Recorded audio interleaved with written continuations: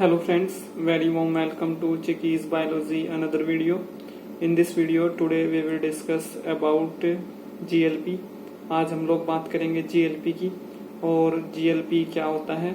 GLP का मतलब होता है गुड लेबोरेटरी प्रैक्टिस।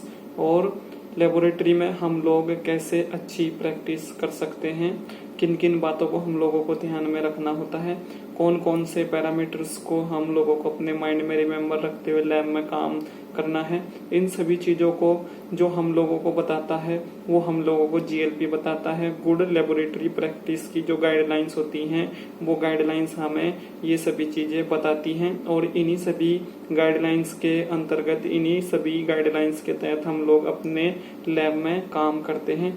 और हम लोग जो हैं बहुत सारे पैरामीटर्स को वहाँ पे फॉलो करते हैं, जिससे कि हम लोगों की जो हैंडलिंग है लैब में वो अच्छी बनी रहे और बहुत सारी जो चीज़ें हैं या बहुत सारे जो पॉइंट्स हैं वो हमारे लिए वहाँ पे हमेशा फेवरेबल बने रहें। इसलिए GLP जो है वो ज़रूरी है। और GLP जो है वो हर एक डिपार्टमेंट की डिफरेंट होती है, हर एक लैब की GLP वेरी करती है और ये लैब टू लैब जो है चेंज हो सकती है। और GLP का जो मतलब है वो ये है कि हम लोगों को कैसे एक लैब डिज़ाइन करनी है, कैसे हम लोगों को उस लैब को डिज़ाइन करके उसमें काम करना है, कौन कौन से पैरामीटर्स को हम लोगों को ध्यान में रखना है। और GLP जो है वो एक इंफ्रास्ट्रक्चर है या फिर एक फैसिलिटी है इन लैब, और इसी को हम लोग GLP बोलते हैं। और कौन कौन सी फैसिलिटीज हम लोगों को रिक्वायर होती हैं लैब में, ये भी हम लोगों को GLP बताता है। और फार्मा इंडस्ट्री या फिर कॉलेजेस में GLP को जो है अप्लाई किया जाता है। इससे क्या होता है कि लैब में एक सिक्वेंशियल रूप में या एक प्रिंसिपल के तहत काम किया जाता है, जिसके जो रिजल्ट्स होते हैं वो अच्छे होते हैं और यहाँ पे प्रॉपर वे में एक काम हो सकता है या एनालिसिस हो सकती है किसी भी सैंपल की या किसी भी केमिकल की। तो ये आपको पता होना चाहिए। और जैसे कि जितनी भी चीज़ें हम लोग लैब में यूज़ करते हैं, वो हमारा कोई इंस्ट्रूमेंट हो, कोई केमिकल हो, कोई हमारा वहाँ पे ग्लास वेयर हो, हमारा प्लास्टिक वेयर हो, इन सभी को जो मॉनिटर का काम है या जो मॉनिटरिंग का काम है वो GLP का ही है। और इन सभी की SOP होती है, SOP प्रॉपर है या जो वैलिडेशन है इंस्ट्रूमेंट्स का या जो कैलिब्रेशन है इंस्ट्रूमेंट्स का वो वहाँ पे प्रॉपर है या नहीं है, इसको भी मॉनिटर जो है GLP की जो गाइडलाइंस हैं वो वहाँ पे करती हैं। और अगर कोई ऑडिटर जो है किसी भी एक अथॉरिटी से आता है ऑडिट करने के लिए किसी भी इंडस्ट्री में, किसी फार्मा इंडस्ट्री में, तो वहाँ पे जो है GLP को ही ये अथॉरिटी होती है कि उस ऑडिटर को ऑडिट कराएं।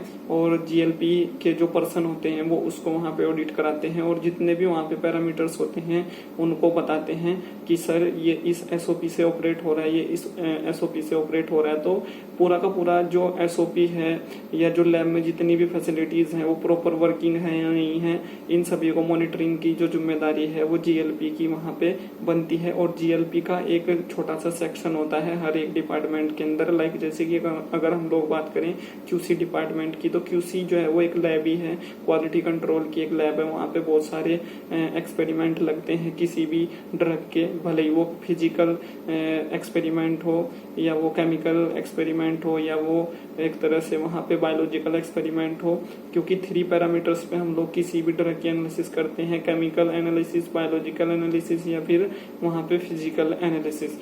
तो उस लैब में जितनी भी एनालिसिस हो रही हैं वो एनालिसिस सही से हो रही हैं या नहीं हो रही हैं, इन सभी को मॉनिटर करने का जो काम है वो भी GLP का है।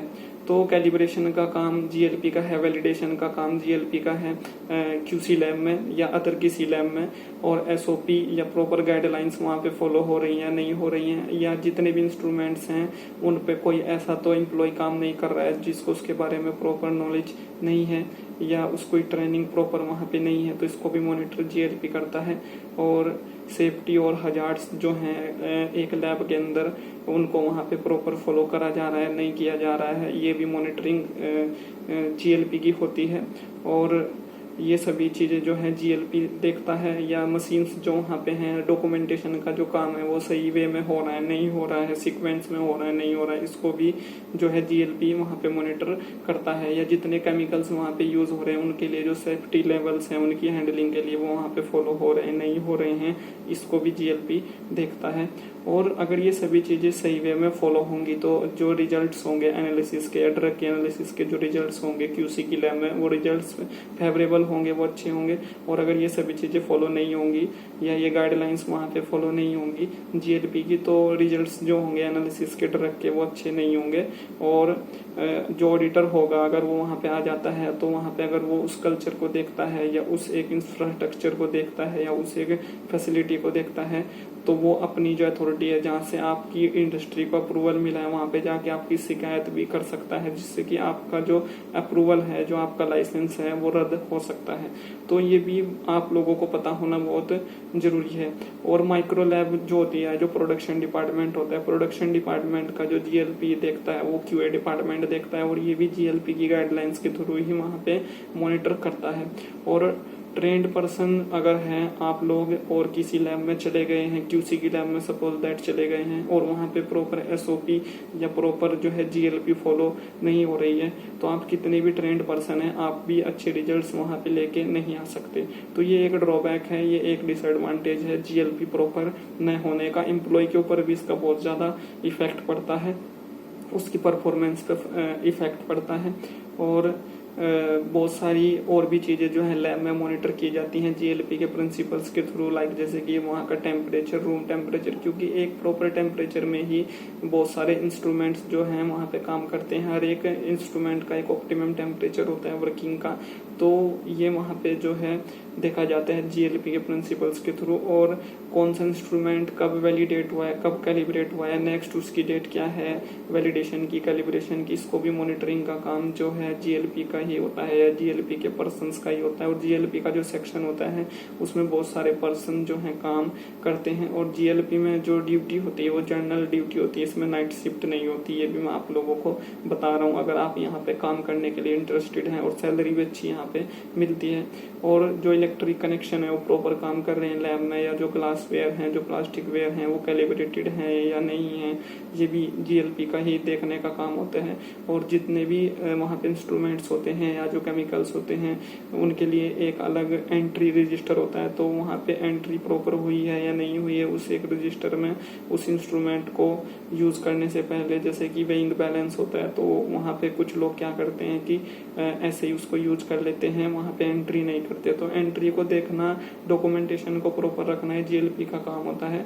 और जितने भी वहाँ पे रिजल्ट्स आए हैं या जो डॉक्यूमेंट हैं उसको सीनियर से रिव्यू करा के उसको डॉक्यूमेंटेशन रूम में प्रॉपर वहाँ पे रखना फॉर फर्दर यूज़, ये भी जीएलपी का ही काम है। और अगर ये सभी चीज़ें प्रॉपर वे में होंगी तो एनालिसिस के जो रिजल्ट्स होंगे वो वहाँ पे अच्छे आएंगे, और एक कल्चर जो है, वर्किंग कल्चर जो है वो वहाँ पे बना रहेगा। कोई भी अपने मन से जो है कुछ भी अनाप शनाप काम वहाँ पे नहीं करेगा, जिससे कि जो है वो लैब एक बहुत अच्छी लैब हो जाएगी। वो लैब जो है एक अनुशासित एक तरह से लैब हो जाएगी, उसमें पूरे रूल रेगुलेशन के तहत काम होगा, उसमें कोई भी अपनी मर्जी से, अपना मन से जो है कोई गलत काम नहीं करेगा।